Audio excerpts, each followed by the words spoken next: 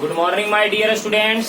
तो चलिए हम लोग लॉग का क्या देख रहे थे, लॉगरिथमिक इनइक्वालिटी। ओके गाइस, तो अब चलिए अब मैं आपको लॉगरिथमिक इनइक्वालिटी का केस नंबर 1 बता दिया था। ओके, अब हम बात करेंगे case number 2। Okay guys, case number 2। चल बेटे, केस नंबर 2 में हम बात करेंगे।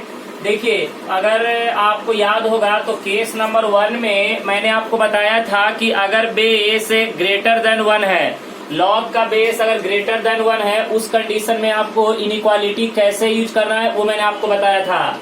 अब लेते हैं केस नंबर 2। बेटे, अगर आपका लॉग का बेस अगर 0 और 1 के बीच में हो, सुन बेटे, अगर आपका लॉग का बेस 0 और 1 के बीच में हो, उस कंडीशन में आपका लॉगरिथमिक इनइक्वालिटी कैसे यूज करना है, इसके बारे में मैं आपको बताने जा रहा हूँ।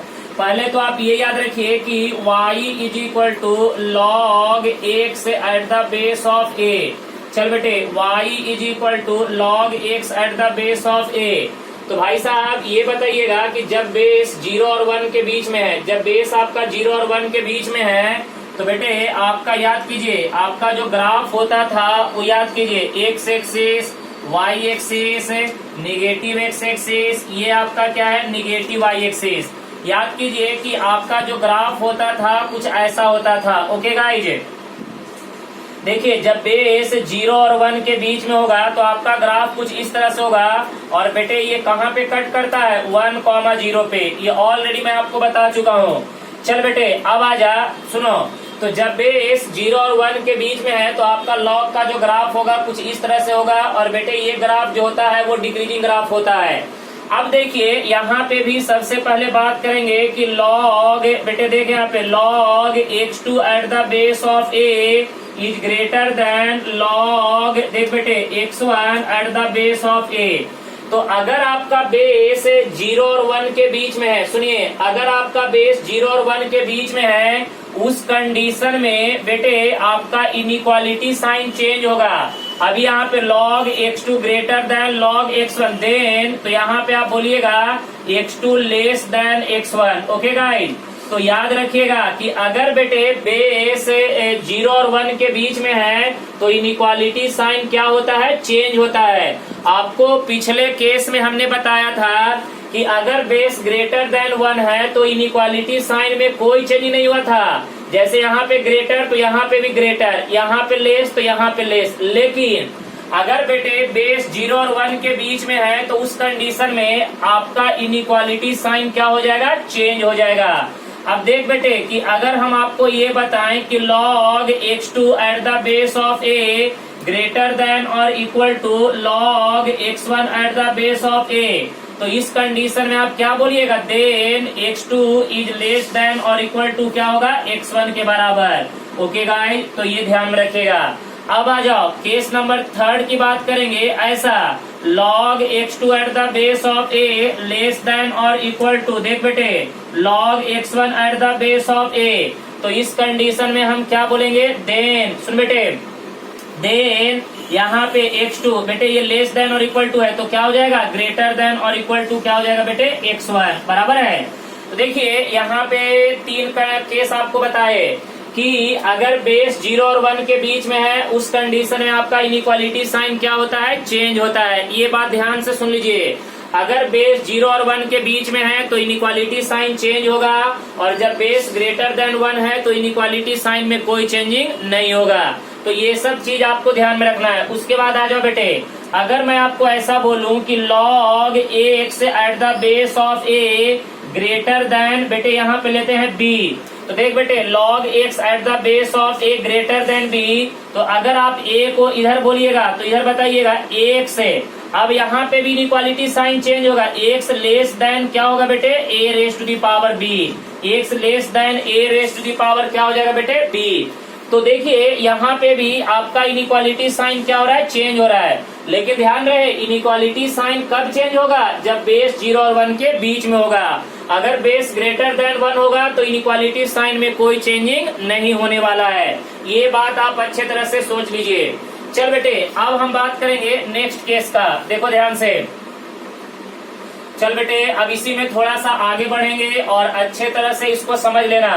इसी में देखिए नेक्स्ट पॉइंट की बात करेंगे कि अगर आपको ऐसा दिया हुआ है log x at the base of a is less then b, right ना, log x at the base of a is less then b, तो बेटे इसको इधर कर दे तो क्या हो जाएगा ax देन, देख बेटे देन क्या हो जाएगा x ग्रेटर देन क्या हो जाएगा a raise to the power b, then x greater than a raise to the power b। Okay guys, तो देख बेटे कि यहाँ पे भी वही बात हुआ कि अगर बेस, यहाँ पे भी बेस जो है 0 और 1 के बीच में, तो बेटे बेस अगर 0 और 1 के बीच में है तो इनइक्वालिटी साइन हमेशा क्या होगा, चेंज होगा। और केस नंबर 1 में आपको बताए थे कि अगर ग्रेटर देन 1 है उस कंडीशन में इनइक्वालिटी साइन में कोई चेंजिंग नहीं होता है। तो ये बात आप अच्छे तरह से दिमाग में क्या रखिएगा, सेट करके रखिएगा। तो चलो ये आपको मैंने केस नंबर 2 के कुछ पॉइंट जो है आपको यहाँ पे हमने क्या किया, डिस्कशन किया, चलेगा गाइस, कोई दिक्कत नहीं। चलो अब इसके ऊपर कुछ न्यूमेरिकल अब आपको करवाते हैं। आइए केस 1 और केस 2 दो केस हमने सॉल्व किया। चलो अब कुछ न्यूमेरिकल का और प्रैक्टिस करो, देखते हैं क्या होता है। चल बेटे चलो यहाँ पे एक सवाल लेते हैं और सवाल ऐसा है, देखो सवाल नंबर फर्स्ट है, देख बेटे यहाँ पे लिखेंगे सॉल्व, ठीक है ना, सॉल्व द इनइक्वालिटी, देख बेटे सॉल्व द इनइक्वालिटीज, बराबर है, सॉल्व द इनइक्वालिटी। यहाँ पे देखिएगा log बेस 7, यहाँ पे देखिएगा 5x minus 1 is greater than log base 7, यहाँ पे क्या है बेटे x प्लस 7। ओके, अब जरा यहाँ पे देखने वाली बात है कि केस नंबर 1 यूज करना है या केस नंबर 2 यूज करना है। तो बेटे केस 1 या केस 2 के लिए सबसे पहले आपको देखना पड़ेगा कि log का बेस जो है 1 से छोटा है या 1 से बड़ा है। तो यहाँ पे अगर आप इसका सॉल्यूशन कीजिएगा तो देख बेटे इसका सॉल्यूशन यहाँ पे log बेस 7 क्या हो जाएगा, 5x minus 1 is greater than, देख बेटे log बेस 7 x प्लस कितना हो जाएगा 7। ओके गाइस, तो अब देखिए यहाँ पे log का बेस जो है वो 1 से ज्यादा है। तो जब बेटे log का बेस 1 से ज्यादा होगा तो क्या होगा, ये बात आपको समझना बहुत ही जरूरी है। तो यहाँ पे log का बेस जब 1 से ज्यादा होगा उस कंडीशन में हम क्या करेंगे, बोलिए, उस कंडीशन में आपको याद होगा इनइक्वालिटी साइन में कोई चेंजिंग नहीं होता है, x प्लस 7, यही ना। तो देख बेटे 1 को इधर करो, x को इधर करो, तो 5x माइनस कितना x is greater than 7 plus 1। तो ये बताओ 4x ग्रेटर देन 8 यानी x ग्रेटर देन कितना हो जाएगा 2। तो बेटे ये हो जाएगा इक्वेशन नंबर 1। ओके गाइस, इसमें कोई डाउट्स नहीं है।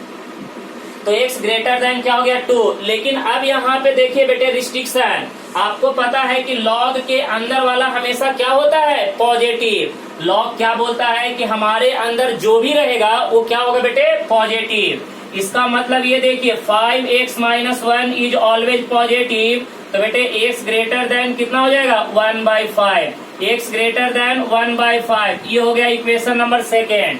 अब देख बेटे उसके बाद ये क्या हो गया, x plus 7 is always positive. तो x ग्रेटर देन कितना हो जाएगा -7, x ग्रेटर देन क्या हो जाएगा बेटे -7। अब क्या करो, इसको नंबर लाइन पे रख दो, नंबर लाइन पे, तो ये हो जाएगा माइनस इन्फिनिटी। पहले क्या होगा बेटे -7, उसके बाद 1/5, उसके बाद क्या होगा बेटे 2, ये हो जाएगा प्लस इन्फिनिटी। देख बेटे 2 से आगे, तो 2 से आगे क्या हो जाएगा, इस तरह से एरो। 1/5 से आगे तो बेटे इस तरह से एरो। उसके बाद -7 से आगे इस तरह से एरो। अब देखो कॉमन रीजन डिसाइड करो, कॉमन रीजन एरिया है ना बेटे, तो इस रीजन में तीनों के तीनों एरो हमारा क्या कर रहा है, लाई कर रहा है। तो अब बताइएगा इसका सॉल्यूशन क्या होगा, x बिलोंग्स टू क्या होगा बेटे 2 से लेकर कहां तक, इन्फिनिटी तक। तो ये आपका क्या हो गया, फाइनल आंसर। क्लियर है? तो आप लोग को ये टॉपिक अच्छे तरह से समझ में आ गया होगा, कोई दिक्कत नहीं है, क्लियर अच्छे तरह से।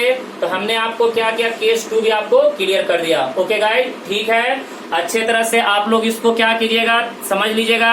मैं आज आपको बहुत सारे न्यूमेरिकल भेजने वाला हूँ, आप लोग ऐसे ही सॉल्व कीजिएगा। सब एक ही जैसा है, बस खाली अच्छे तरह से इस इनइक्वालिटी को समझ लीजिए। अगर ये समझ गए तो आपका काम हो गया। ओके गाइस, तब तक के लिए गुड लक।